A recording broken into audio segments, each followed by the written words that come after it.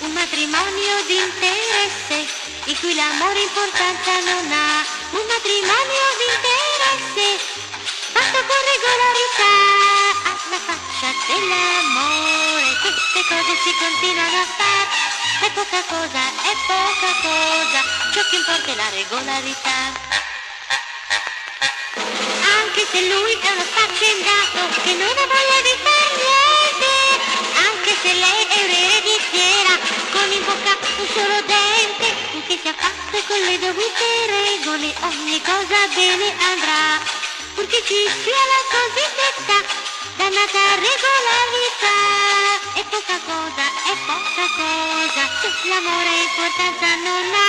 Viva la sposa, ciò che conta è la regolarità.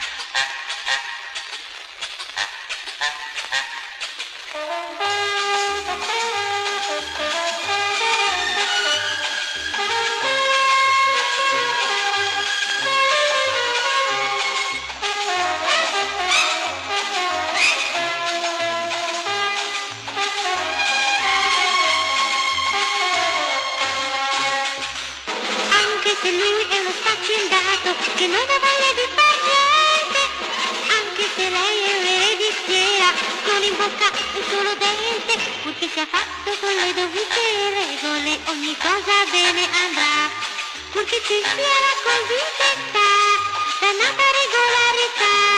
È poca cosa, se l'amore importanza non ha. Viva la sposa, ciò che conta è la regolarità.